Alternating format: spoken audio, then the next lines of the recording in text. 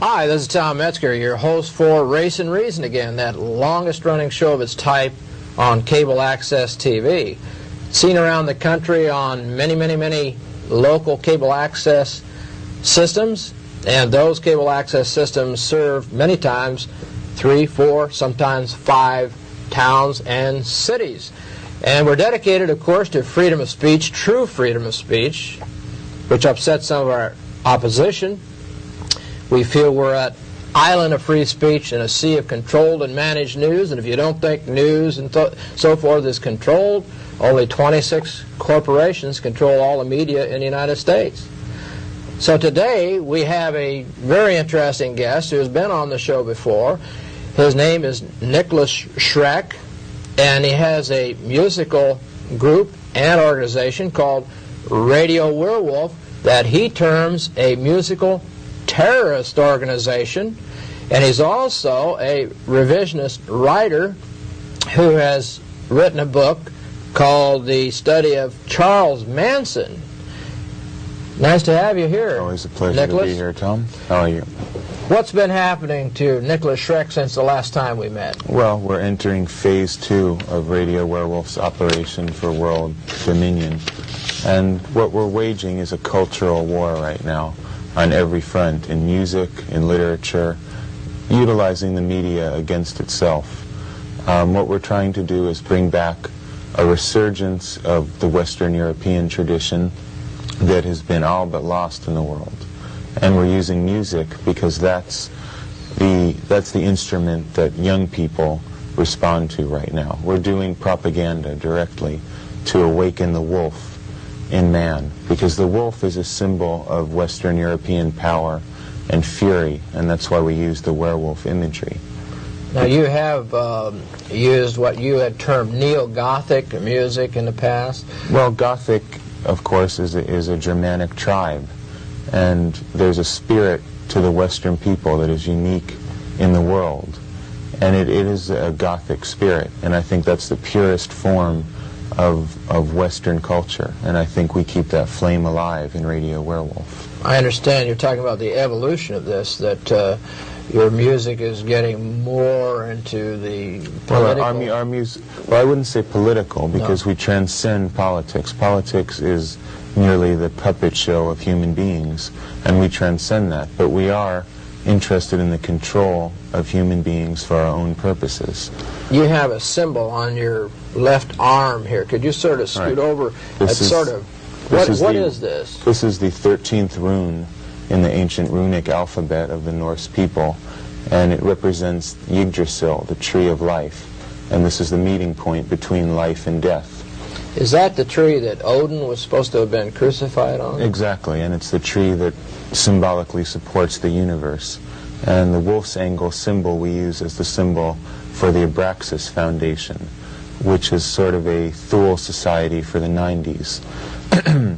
In the words of my collaborator Boyd Rice, it's a fascist occult think tank.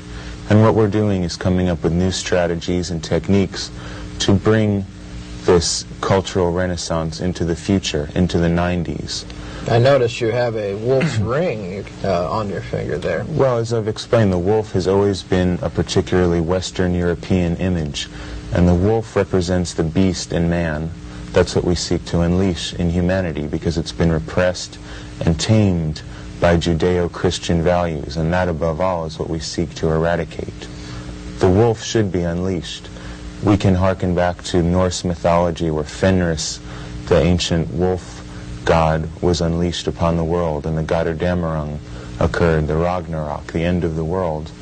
And symbolically, that is what we are undergoing right now in history, an end of the old order, an end of the old world, and the beginning of a new order. The end of the economic determinist idea and moving towards race and culture? Of every idea, of every traditional idea of the past. In my opinion, we're living in a dead world. All the traditions of the past are decadent, dead, corrupt, and anyone who continues to cling to them are like maggots clinging to a corpse. So the music today, you would see it as... Music of today is absolute swill. It's designed to keep young people passive, restrained, and it's designed to tame them and keep them into sort of domestic sheep. I would separate young people today into two breeds. There's predators, which are the wolves, and there are the sheep, and that's most of them. And we appeal to an elite. We are, frankly, an elitist organization. We seek a few excellent people. We don't want a lot of dross. We don't want a lot of mediocre followers. What we want are people who are capable of action. Do you see a lot of, do you see some elements of what you're talking about in other music that's... I think the skinhead movement is a very positive step away from the decadence of the rock and drug culture that has dominated the youth so much. But as Adolf Hitler said, we seek to bring about a youth that has closed its heart to pity. All of the humanist values that Judeo-Christianity has encouraged, we want to wipe them out. It's led to democracy, social humanism, the idea of equality. All of this filth has to be wiped out if the human race is going to continue to take the next step in evolution. What do you believe that would be like if you were in control, as far as your attitudes towards your own people? Well, we are in control because basically we are not a political organization, we are an occult organization. We're working behind the scenes to manipulate the way that people think. The war that we are waging is a guerrilla war on the human mind. And we use musical frequencies, the dominant frequency, which I've referred to before, and symbolism and imagery to awaken dormant aspects of the human mind. Isn't it difficult to get club dates and things like that, obviously, once... Well, we no longer are working in the context of that whole sphere of activities. We are moving into a much more elitist direction. We're only seeking individuals who are competent and who are willing to take action. There's a lot of people who will be an audience or a spectator, but we want people who will act.